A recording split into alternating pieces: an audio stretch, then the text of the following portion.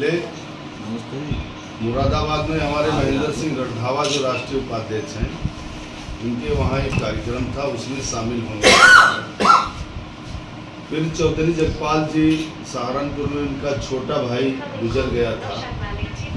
मैं संगठन के काम में व्यस्त था, मलिक साहब और लोग हमारे गए थे, मैं नहीं जा पाया। फिर बाबा श्याम सिंह और जो हमारे राजेंद्र मलिक जो राष्ट्रीय संरक्षक गठवाला खाप के मुखिया हैं, मैं उनसे मिलने और नीटू गुलेरा के जो पिताजी गुजर गए थे, सब लोगों से एक परिवार है ये संगठन। हम एक परिवार के तरीके से संगठन को देखते हैं और परिवार का हिस्सा आप लोगों को भी मानते हैं, क्योंकि आप भी कहीं न कहीं किसान परिवार से जुड़े हैं। मैं अभी 25 तारीख से पिछले महीने और 3 तारीख तक बुंदेलखंड के 7 जनपदों में गया और गांव-गांव, ग्राम हर खेत खलिहान तक गया। बुंदेलखंड की आवाज और बुंदेलखंड अभी आज़ाद नहीं हुआ है, और इसलिए नहीं आज़ाद हुआ है कि जब पिछले दिनों बुंदेलखंड में मूंगफली तैयार हुई तो वहाँ 6,700 रुपया 783 रुपया प्रति क्विंटल मूंगफली का मूल्य था, और बेचारा किसान सत्यापन के चक्कर में दौड़ता रहा और मूंगफली 3,000 से 3,200 रुपया क्विंटल बेचने में मजबूर हुआ। ललितपुर की गौशाला अगर आप जाएंगे और उस पर कोई पत्रकार साथी या कोई सामाजिक संगठन या कोई अगर गौशाला में बिना जिलाधिकारी के पूछे जाएगा तो वहाँ एक पत्रकार साथी पे मुकदमा लिख दिया गया, जेल भेज दिया गया, और उसके बाद में उस पत्रकार साथी की जमीन की पैमाइश हुई। मीडिया से जब हम बात कर रहे थे तो उनके तीखे सवाल थे कि क्या आप गौशाला को जाएंगे? हमने कहा जरूर जाएंगे। और मेरे लखनऊ वापसी आने के बाद में मैंने सरकार में ये बात संदेश भिजवाया और उत्तर प्रदेश के चीफ सेक्रेटरी महोबा और ललितपुर के दौरे पर गए, और जो बिंदु हमने रखे, गेहूं की खरीदारी 500 करोड़ रुपए का स्पेशल पैकेज बुंदेलखंड के लोगों को दिया गया कि अगर यहाँ मंडी संचालित हो जाती है तो बुंदेलखंड में कुछ खुशहाली आ सकती है। मंडी में खरीदारी नहीं हो रही थी, मैंने कई मंडियों को दौरा किया और आज वर्तमान में हमारे सभी जिलाध्यक्ष और सभी पूरे संगठन की टीमें मंडियों में बुंदेलखंड में लगी हैं, और इसलिए लगाया है कि किसानों का अगर 2425 रुपया प्रति क्विंटल जो न्यूनतम समर्थन मूल्य जो घाटे की खेती किसान कर रहा है वो भी रेट नहीं मिल रहा था, तो एक आदेश मंडी निदेशक और चीफ सेक्रेटरी से मिलके ये हुआ कि किसानों का अगर कहीं भी 2425 रुपया प्रति क्विंटल के नीचे खरीदारी होती है तो उस पर कार्रवाई होगी। और कल उत्तर प्रदेश के मुख्यमंत्री योगी आदित्यनाथ जी का एक बयान आया कि किसान 100 क्विंटल तक अगर गेहूँ बिना सत्यापन के बेचना चाहता है तो बेच सकता है। ये भी प्रिंट मीडिया में ये खबर मैंने कल पढ़ी। मुजफ्फरनगर में किसान जो गन्ना किसान है, एक वैरायटी 38 वैरायटी थी, वो उसमें रोग लग गया और वो वैरायटी पूरे उत्तर प्रदेश से रोगी होने के कारण गन्ना का उत्पादन बहुत कम हुआ। जितना पूर्ववर्ती दिनों में पिछले सालों में पेराई होती थी उससे कम पेराई हुई। पेराई कम हुई, गन्ना कम गया तो किसान का नुकसान हुआ, फैक्ट्री का नुकसान हुआ, और फैक्ट्री का अगर नुकसान होता है तो राज्य का नुकसान होता है। ये मैं और मेरा संगठन मान के चलता है। यहाँ उत्तर प्रदेश का जो एक मुजफ्फरनगर जिला है, यहाँ से चौधरी महेंद्र सिंह टिकैत 1986-87 के दशक में एक किसान के बेटे ने आवाज उठाई तो पूरी देश दुनिया तक ये आवाज गई और किसान बोलने को सीखा। मैं भी उन्हीं का शिष्य हूँ, उनके पद चिन्हों पे चलने का प्रयास कर रहा हूँ। यही कारण है कि बुंदेलखंड के किसानों से मैं मिलने गया। उनके जो परिवार के लोग हैं, आज किसान की लड़ाई न लड़के सिर्फ मीडिया और सरकारों को गाली देने का काम करे। अगर उत्तर प्रदेश की सरकार ने चौधरी महेंद्र सिंह टिकैत की जो 40 वर्ष पुरानी मांग थी कि निजी नलकूप किसानों का बिजली माफ हो और पंजाब हरियाणा के तरीके से उत्तर प्रदेश के किसानों को बिजली फ्री मिले सिंचाई की, तो अगर वो योगी आदित्यनाथ जी ने माफ किया तो हमारे संगठन और हमने उसकी मंचों पर प्रशंसा की। क्या अगर कोई अच्छा कार्य करता है उसकी प्रशंसा की जाती है?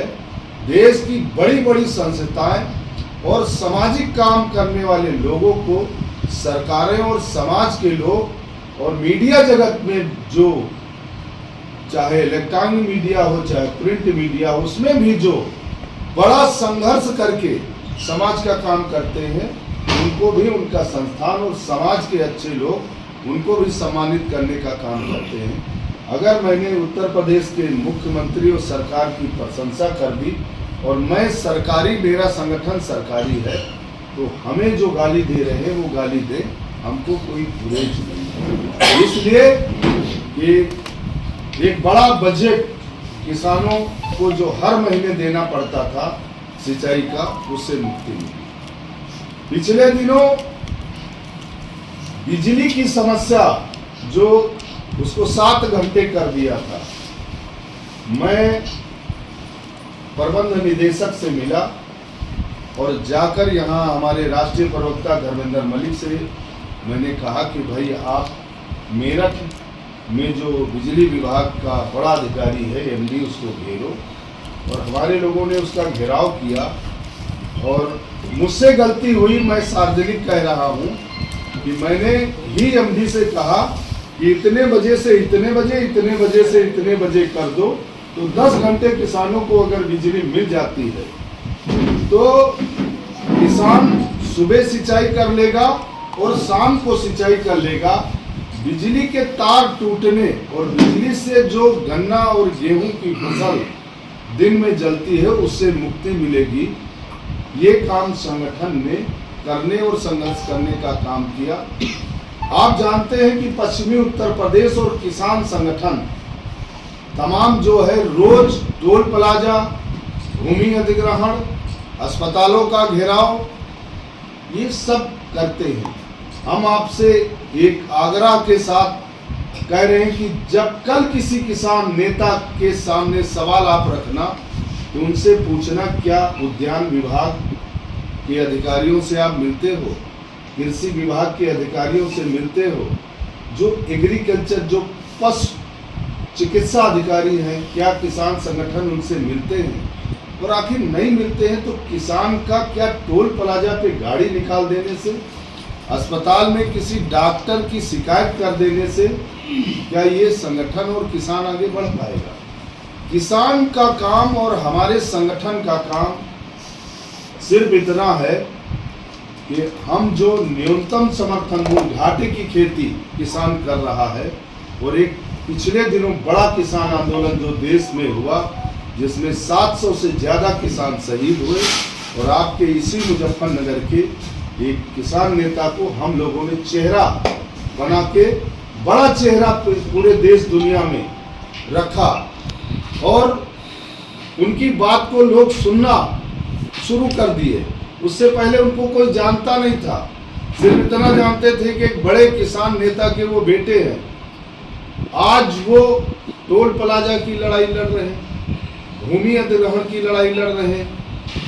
मुजफ्फरनगर के गन्ना किसानों की कौन लड़ाई लड़ेगा? वो लड़ाई नहीं लड़ रहे हैं। और एक बड़ा सा रंगीन साफा बांध के पूरे देश दुनिया के चक्कर, हिरन जो होता है उसको एक वो कस्तूरी उसके होती है, हमारे वहाँ उसको सिंगी कहते हैं। तो और हमारे वहाँ कहते हैं कि जो आदमी एक जगह खड़ा नहीं होता है, दौड़ता रहता है, तो हमारे पूरब में कहते हैं सियार सिंगी इनके पैरों में है। तो उस किसान नेता के वो सियार सिंगी और वो कस्तूरी है जिसको मुजफ्फरनगर के किसानों के अंदर नहीं देख पा रहा है। वो बात कहाँ की करेंगे? कनाडा की बात करेंगे। वो बात कहाँ का करेंगे, वो पश्चिम बंगाल की बात करेंगे। वो बात कहाँ की करेंगे, वो बिहार की बात करेंगे।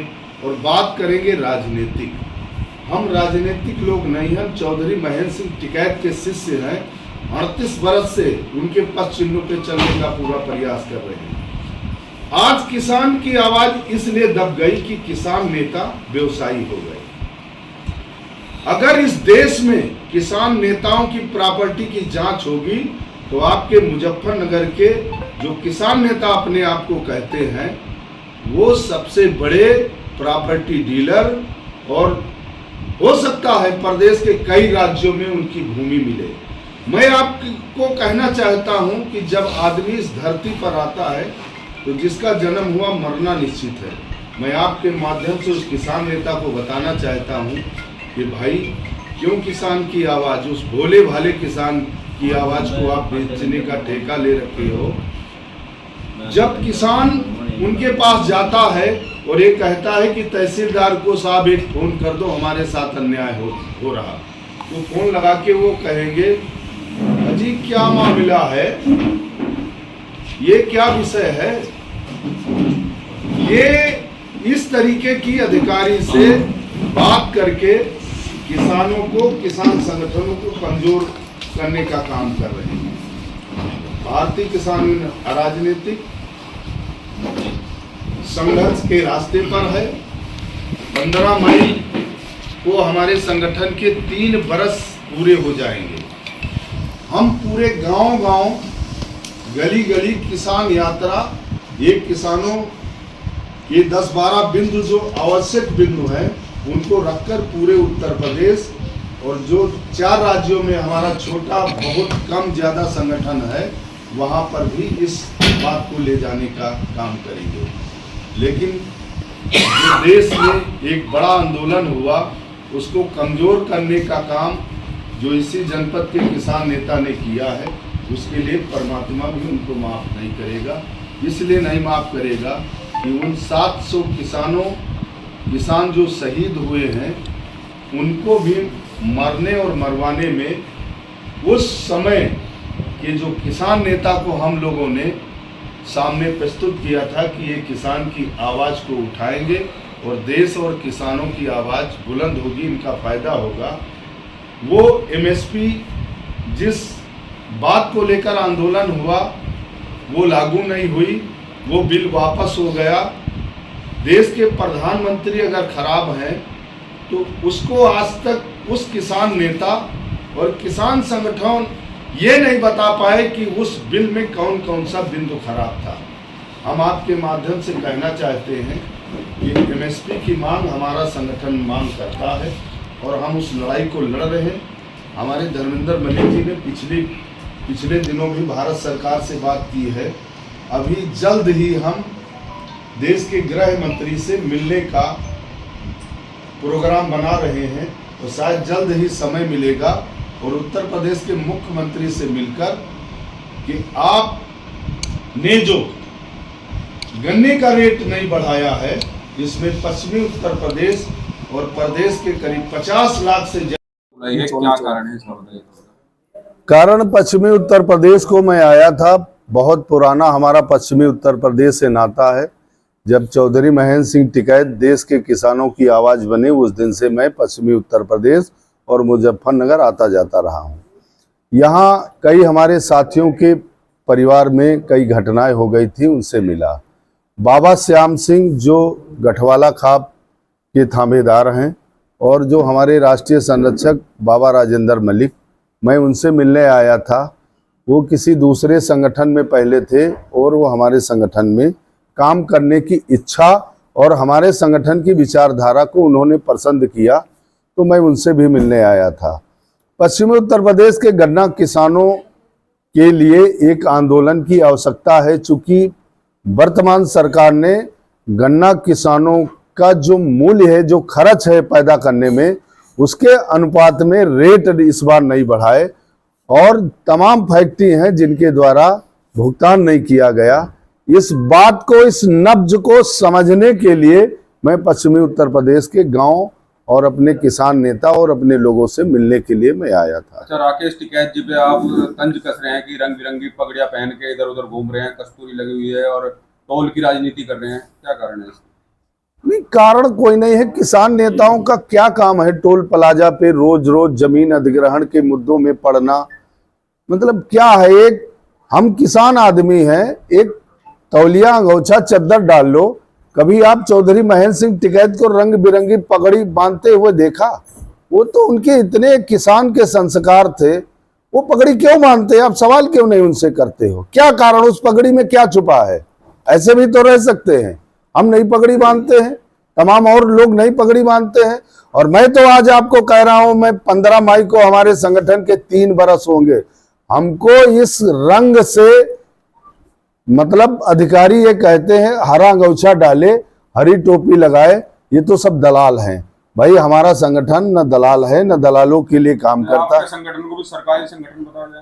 अरे कोई कह रहा, आप बता दो कोई हमने सरकारी काम किया हो, किसी मंच भाजपा के नेता के वहां हमारी फोटो। मैं हरिनाम सिंह वर्मा ना, पूर्ववर्ती सरकारें रही हैं और वर्तमान सरकार, मेरा एक फोटो किसी सांसद विधायक किसी के पास दिखा दो। मैं पहला आदमी हूं, हमारे संगठन के लोग हैं, कि मैंने उत्तर प्रदेश के मुख्यमंत्री के साथ तो जरूर हमने आपने फोटो देखी होगी। मैं किसी सांसद विधायक के दरवाजे घुटने टेकने माथा टेकने नहीं जाता। हमारा क्या मतलब है सरकारों से? संपत्ति की मांग भी कर रहे हैं आप कह रहे हैं कि प्रॉपर्टी डीलर निकलेंगे सबसे बड़े। हाँ, किसान नेताओं में अगर जमीनों की जांच होगी तो सबसे बड़े वो जो किसान नेता हैं, सबसे ज्यादा भ्रष्टाचार करके पैसा कमाने वाले प्रॉपर्टी डीलर निकलेंगे। अब तक आप भी उनके साथ ही थे? हाँ मैं था। मैं तो अफसोस कर रहा हूँ, उल्टी नहीं हो रही मुंह में हाथ डाल के। जितनी गंदगी अगर है तो वो निकल जाए। कोई साक्ष्य है आपके पास इस तरह का कि इनके पास सबसे ज्यादा? मेरी राकेश टिकैत तो मुझसे उम्र में छोटे हैं, मैं उनसे बड़ा हूं। हमारी आमदनी नहीं बढ़ी, उनकी आमदनी बढ़ती जा रही। किसान आत्महत्या करता जा रहा, किसान गन्ना किसान जो है परेशान, वो मूल्य के लिए परेशान है, वो गाड़ी में बैठे घूम रहे हैं। क्या कारण है भाई उनकी आमदनी बढ़ रही, हमारी क्यों नहीं आमदनी बढ़ रही है? हमारी भी जांच होनी चाहिए, उनकी भी जांच होनी चाहिए।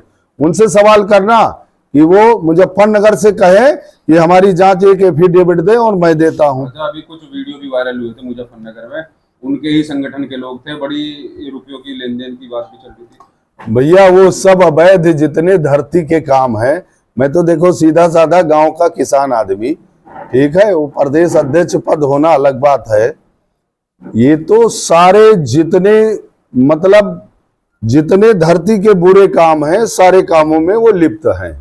पैसे का बंटवारा देख लो कैसे हो रहा। पूर्व बालियान एक गांव है, वहां चकबंदी का देख लो। उनके संगठन के साथ काम करने वाले लोग जो हैं, किसानों का ठगने का काम। माध्यम से ये कह रहा हूं, 28 अप्रैल है आखिरी डेट चकबंदी विभाग की। अगर नहीं पूर्व बालियान कर रहे हैं, मैं पैदा हुआ हूं पूर्व बालियान में, अगर किसान की तरफ अंगुली और मुजफ्फरनगर के किसी गरीब मजदूर के किसान की तरफ गलत नजर से अगर देखा गया ना, तो मैं लखनऊ में बैठ के पूरा उनका धंधा वहीं लखनऊ से चौपट कर दूंगा। अच्छा टिकैत साहब, चुनावी भविष्यवाणी भी बहुत करते हैं, लेकिन सटीक कोई नहीं बैठी आज तक। कितने 2 चुनाव लड़े, हम भी चुनाव उनको लड़वाने आए थे, ठीक है। मैंने उनसे कहा कहाँ इस पंगे में पड़े हो, किसान की आवाज दाब रहे हो। वो भविष्यवाणी बहुत, एक भविष्यवाणी आप उनकी बता दो जो सही रही हो। लेकिन मैं आपको ये बता रहा हूं, मैं अभी बुंदेलखंड के दौरे पे गया था। एक बेतवा ताल है, 2600 एकड़ का तालाब है। वो जो राजा का किला है ना, वहां कोई दीपक जलाने वाला नहीं मिला। ऐसा ना हो कि हरनाम सिंह के वहां भी कोई दीपक जलाने वाला ना मिले। ऐसे काम नहीं करना चाहिए। हम भी घर परिवार वाले हैं, आप भी घर परिवार। ये किसान की हाय, हमारे पूरब में एक कहावत है कि जाके पैर न फटी बेवाई, वो का जाने पीर पर आई। एसी में लौटने वाले लोग किसान की राजनीति क्या करेंगे? ये तो अपना भेष बदल के जो है अपनी दुकान चला रहे हैं।